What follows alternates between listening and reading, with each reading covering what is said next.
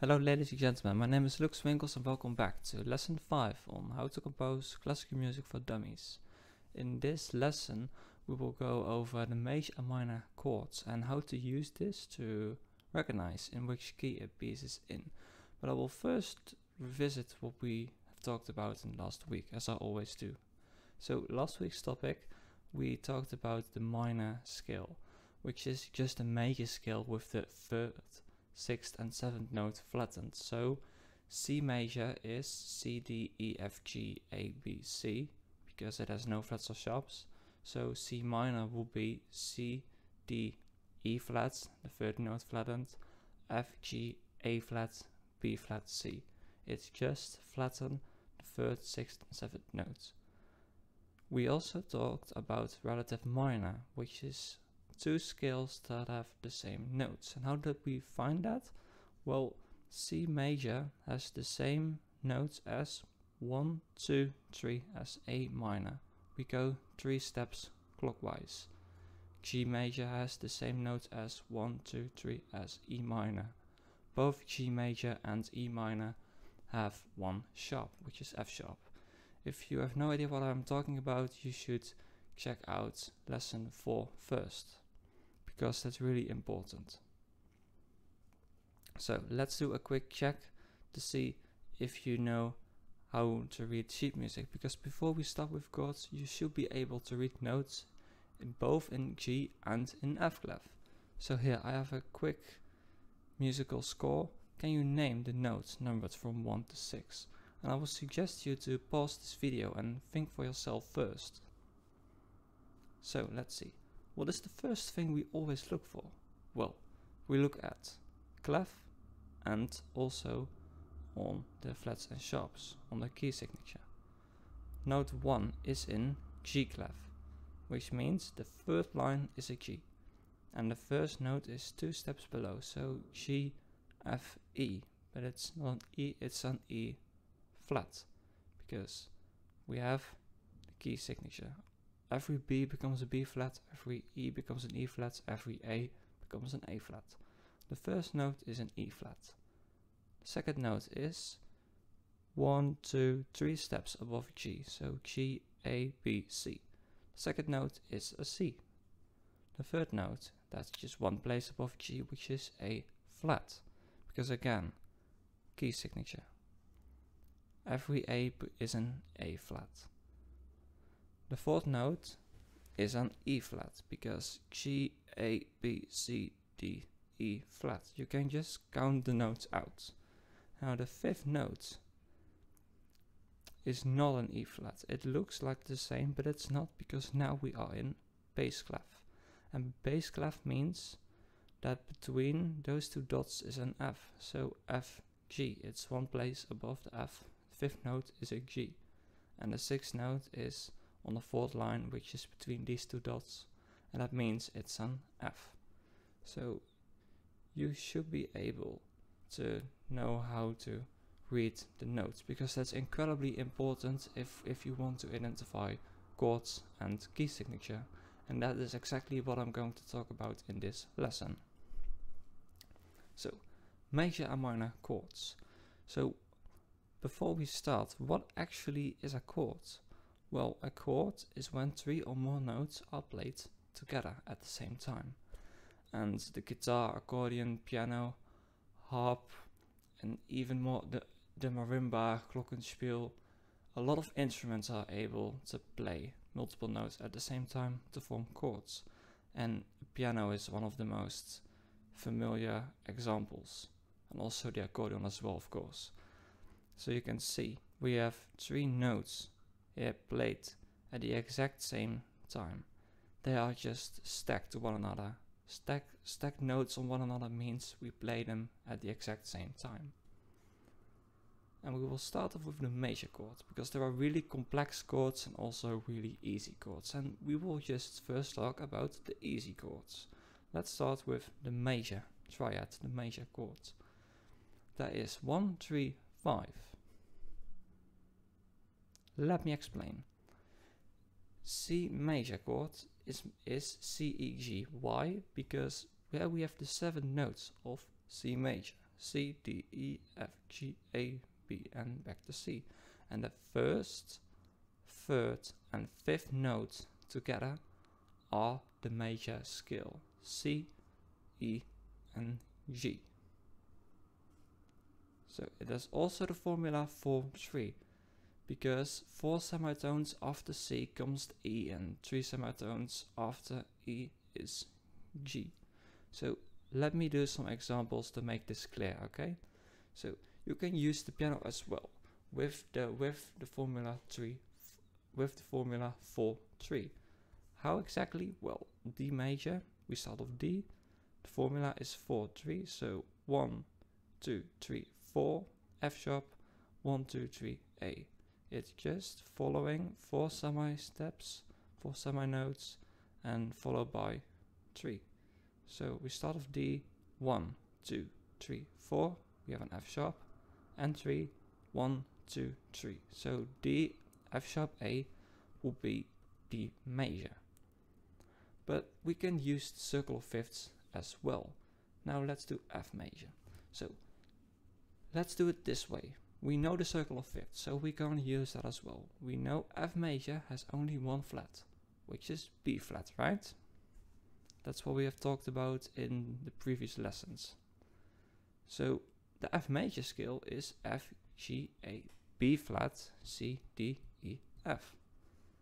So the first note is an F, the third note is an A, and the fifth note is a C.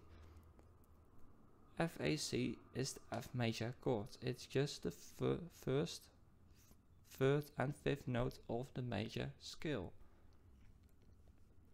How about the G major? Well, we know G major has one sharp, which is F sharp, right? So the G major scale will be G, A, B, C, D, E, F sharp, G, right? So the G major chord will be G, A, B, C, D, 1, 2, 3, 4, 5, G, B, D. I hope this makes sense. We just use the circle of fifths, or you can also use the piano again with the formula 4 plus 3. We start on G, we go first 4 steps, 1, 2, 3, 4, and then 1, 2, 3. That's what you can use as well. If you have a piano just net to the side, you can use it as well, but I recommend you to use the circle of fifth method, because you will train your major scales as well at the same time. So minor chords. If we know major, minor is just way too easy, because A minor is just 1 flat 3, 5. So C major is C, E, G. C minor will be C, E flat, G. We flatten the third note. And that's all. So, can you make G minor? Well, first, G major has one sharp, which is F sharp. So, G major scale is G, A, B, C, D, E, F sharp, G. So, G, A, B, B is the third note, C is the fourth note, and D. G, B, D. That are the first, third, and fifth note. But wait, we need to flatten the third note. So G major, G minor will be G, B flat, D. Right? It's just a major chord, but we have flattened the third note. Can you make B flat minor? You can pause the video if you think you already got this. So B flat has 1, 2 flats, which is B flat and E flat. So the B flat major scale will be B flat, C, D, E flat, F, G, A, B flat, right? So B flat is the first note, C, D is the third note, E flat, F. So B flat, D, F is the B flat major chord, because those are the first, third, and fifth note of the B flat major scale. But we want to know B flat minor, so B flat, D flat, F, because we have flattened the third note. And we can also use piano method, but now not with 4 plus 3, but with 3 plus 4. You can see it a major. When we have a major problem, we have a big problem. We start off with the big number 4. A minor problem is a small problem, so we will start with the small number. So when we use the piano method to make chords, with a major chord we start off with 4 with the big number, and with the minor chord we start off with the small with the number 3. So in case of B flat, it will be first we start with B flat, we go 3, 1, 2, 3, and then plus 4, 1, 2, 3, 4. But again, I would suggest you using the circle of fifth method instead, because that will train you to remember major scales. So now, can you make F minor chord without the circle of fifth image and also without the piano diagram? You can pause the video if you want to. So how was it? How many flats or sharps does F major have? Well, F major has 1 flat. So F major scale will be F, G, A, B flat, C, D, E, F. So F major is F, G, A, B, C. F, A, C. That's F major. Only minor? Well, we just flatten the third note, so F, A, C becomes F, A flat, C. And it's really important to remember the circle of fifths. Using these two sentences. For the sharps, it is cats go down and eating bacon, and for the flats, it is friends be excellent at doing good. And I've already thought about these two sentences, and it's really important to remember the circle of fifths. So it is F, A flat, C. You just have to remember the circle of fifths. But I will, right now, for the rest of the video, I will just show the circle of fifths. So, right now we can also do this different. Here we have 6 chords, and can you now name if these are major or minor? So first, let me do 2 examples first. The first note, first chord starts with a C. So it is either C major or C minor. Well, how do we know the difference? Well, we use the circle of fifths. In this video I will cover the circle of fifths, but you can use the piano as well. But it's so important to know the circle of fifths because it trains your brain more. So C major. How many flats or sharps does C major have? Well, C major has none, right? So C, E, G are 3 notes that are all in C major scale, right? So the first note chord is C major. The second is E. Is it E major or E minor? Well, E major or E minor. So E major has 1, 2, 3, 4 sharps, right? Which is an F sharp, a C sharp, G sharp, and a D sharp. We see an E, a G sharp, and a B, which are 3 notes that are in E major, right? Because E major has a G sharp. So we know right now that this second chord is a major chord because it has all the notes of a major scale. So can you do the rest yourself? Look at the bottom note and check if the notes are all from a major scale or if they are not from the major scale, because if not, they are minor. And I'll suggest again you to pause the video and figure the next ones out for yourself. So the third chord, it starts with a D, so it is either D major or D minor. Well, D major has 1, 2 sharps, right? We just used the circle of fifths, which is F sharp and C sharp. We have a D, F sharp, A. D major is an F sharp, I see an F sharp as well, Bam, that's great, that's incredibly easy. This is a D major chord. That's very nice. Now, 4, 5 and 6. Have you seen that it's an F clef? If you did not, your answers are wrong, okay? It is always, always incredibly important to look for clefs, time signature, key signature. Always look for your information. So, the fourth one is an F clef, also referred to as bass clef. And the bottom note is a C, because between those lines is an F, E, D, C. And we have C, E flat, G. So it is C major or C minor. Well, C major has no flats or sharps, right? Oh damn, I see a flat. So these notes are not from C major, so this is a C minor chord, because we have flattened the third note. C, E flat, G, that's C minor. Now the fifth, which is F, A, C.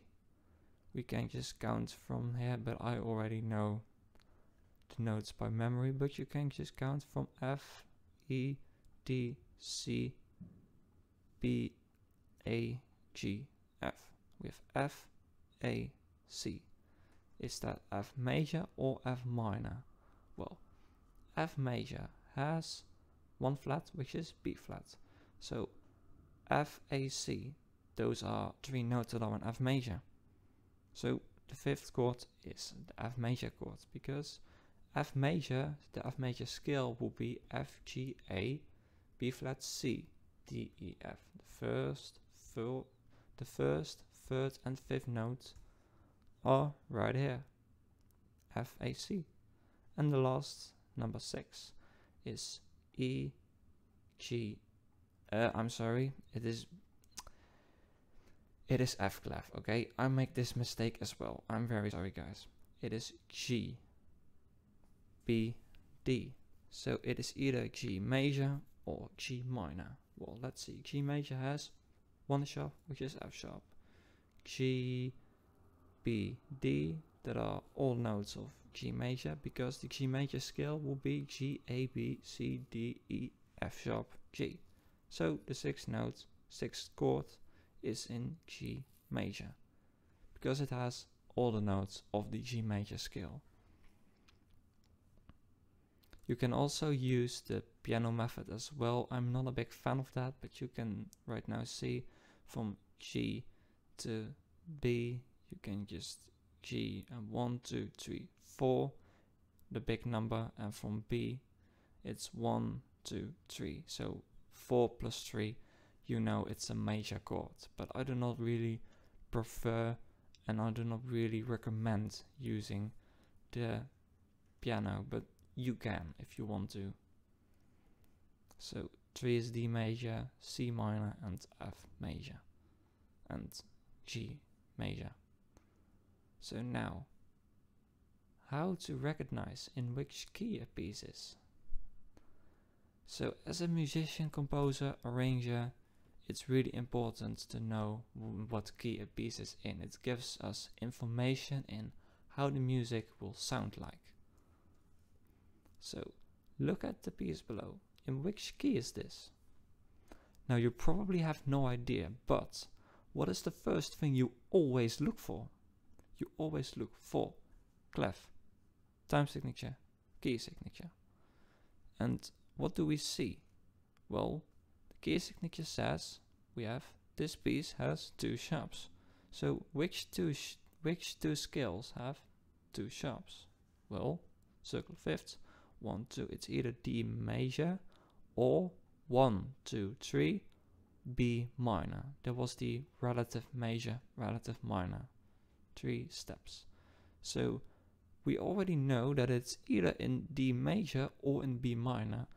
So from I have no idea which key this piece is in, into within 10 seconds you have already a 50% chance.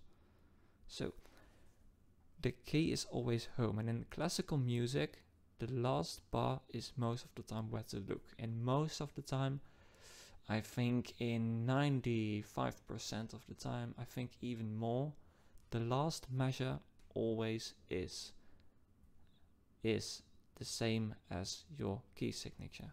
So in this case, the last measure, it ends with a D. It's either D major or B minor. It ends with a D, it's D major. Bam! Let's do another example. So this is in about 95% of the time this method will work. So here we see 4 sharps. I see a terrible piece. I have no idea. This will probably sound ridiculously stupid, but it's just to show. You just have to look at the last note. So I have 4, 1, 2, 3, 4 sharps as key signature, and it ends with an E. So that's pretty nice. So in which key is this in? So it's either an E minor or an E major. We have 4 sharps, which is 1, 2, 3, 5. Bam! 4 sharps, it is E major. That's pretty easy, right? And this is a terrible piece, guys. Don't play this piece. I have no idea how to read all these notes. It's just for reference, okay? But this method actually works in 95% of the time in classical music. I'm serious. So let's do another one and pause the video if you want to. Well, let's see. We have 1 sharp, which means it is either in G major or in 1, 2, 3 E minor. It ends with an E, it's E minor. It's a piece of cake, guys.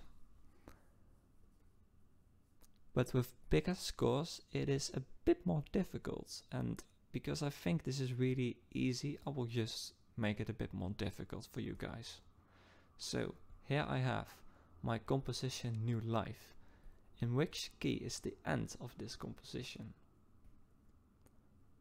So what is the first thing we always look for? Well, we see 2 sharps, which means D major or B minor. We can take a look at the circle of fifths.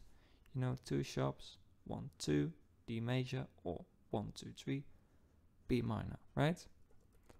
So again, it's already a 50% chance.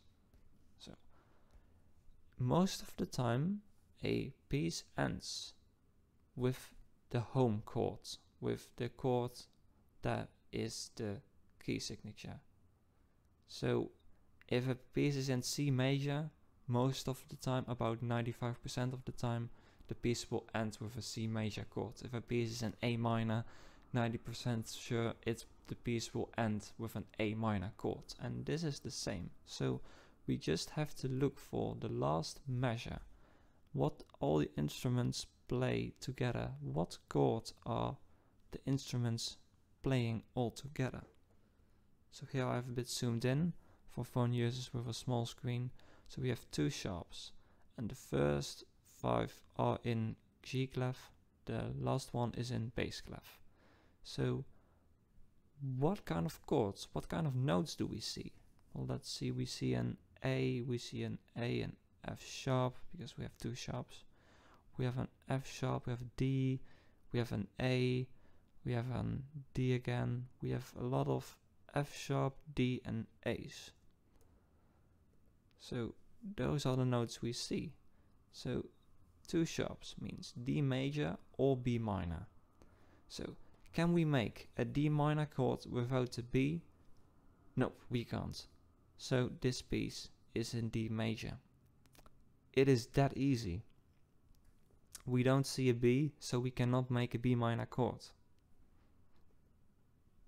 That's it. So let's do one more and pause the video and think for yourself. And remember, always look for clef key signature. Always. So let's see. We have 2 flats, which means 1, 2, it is B flat major or 1, 2, 3 or G minor. Alright? So look at the last chord. I see a B flat, I see a B flat, a D, I see an F and a B flat. So, well, those are the notes we see. Can we make a G minor chord without the G? No. So 95% sure it is B flat major, and in this case it is. So yeah, that's pretty much it. So in case I think that's it. Yeah, well, it's an important disclaimer again. This does not always work. A piece does not always end with its tonic chord. But this is just lesson 5. I've tried my best to keep it simple and understandable. And this method works for classical music. It does not work for jazz, modern music. It does not work for blues. This is for classical music. So, and for classical music, it will work for about 95% of the time. So we did a lot. Minor scale, chords, key signature, and for everything we use the circle of fifths. So you must be able to construct the circle of fifths yourself in a few lessons. And we have again these 2 sentences. For the sharps, cats go down and eating beacon. And for the flats, friends, be excellent at doing good. So next lesson we will do something different. We will start with ear training, because that is incredibly important for a composer, but also for a musician in general. We will talk about lecture lines and about accidentials. So next lesson will probably be a relaxed one, because this lesson might be a bit difficult. So if you have any questions, please let me know, and I will, in as much detail as I can, explain it in the comment section below, or I will even make a extra video if more people will not understand what this lesson is all about. But I will hopefully you guys will understand what I'm talking about, and I will see you next week in the next lesson on how to compose classical music for dummies.